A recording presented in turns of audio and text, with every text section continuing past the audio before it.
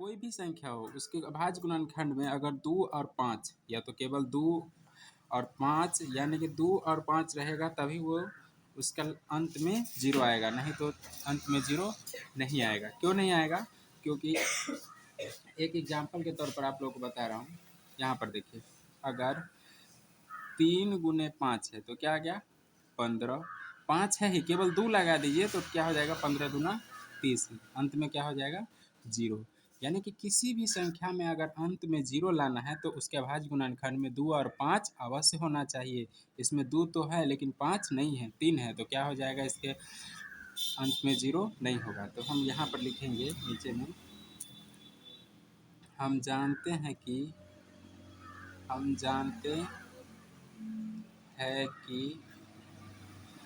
कोई भी संख्या, हम जानते हैं कि कोई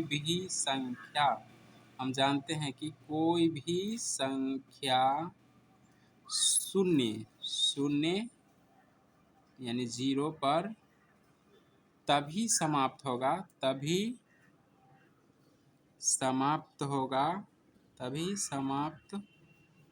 शून्य पर तभी समाप्त होगा जब उसके अभाज्य गुणनखंड में अभाज्य गुणनखंड में 2 और 5 अवश्य हो। 2 और 5 अवश्य, 2 भी होना चाहिए, अवश्य हो। 2 भी होना चाहिए और 5 भी होना चाहिए। तो यहाँ पर लिख लेंगे हम लोग, लेकिन 6 के पावर n है तो 6 क्या होगा? 2 गुने 3 के पावर n में 2 है, 2 तो है, हम भी जानते हैं, लेकिन 5 नहीं है। 2 तो है लेकिन 5 नहीं है, 2 है लेकिन 5 नहीं है।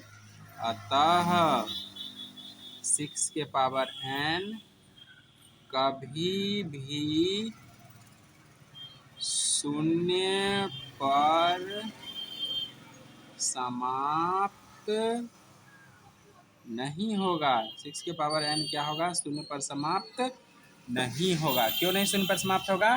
क्योंकि इसके अभाज्य गुणनखंड में 2 और 5 नहीं है। 2 तो है लेकिन 5 नहीं है, 2 और 5 दोनों होना चाहिए, तभी 0 पर समाप्त होगा, नहीं तो नहीं होगा। अब हम लोग क्वेश्चन नंबर 6 का आंसर करेंगे। तो क्वेश्चन नंबर 6 क्या है वो देखिए। क्वेश्चन नंबर 6 है, क्वेश्चन नंबर 6 का पहला बनाएंगे, 7 गुने 11 गुने 13 प्लस 13।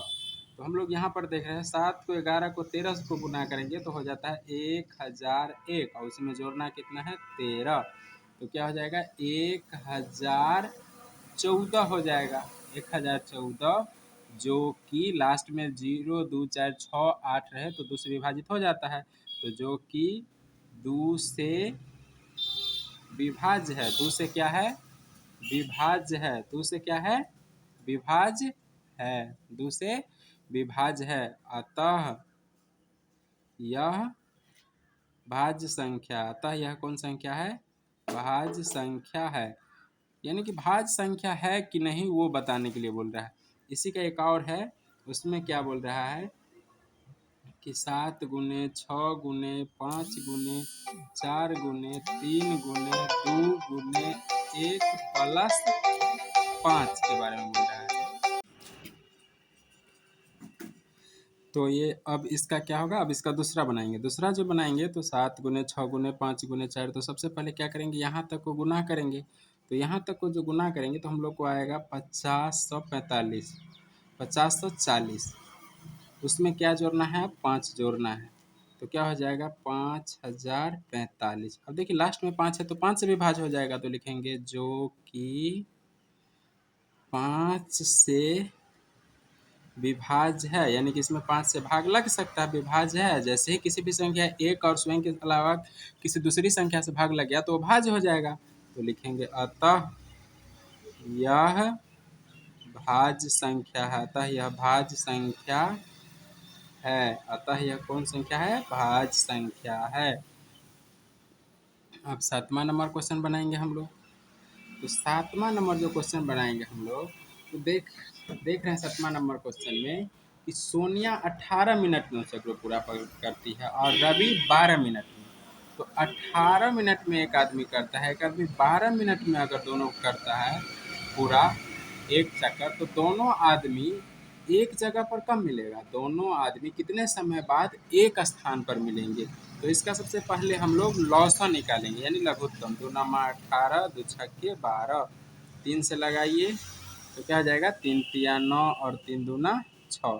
तो 2 गुने 3 गुने 3 गुने 2, तो क्या हो जाएगा, 2 तिया 6 त्रिक 18 दूना 36। तो लिखेंगे अतः सोनिया, अतः सोनिया और रवि, अतः सोनिया और रवि 36 मिनट बाद, 36 मिनट बाद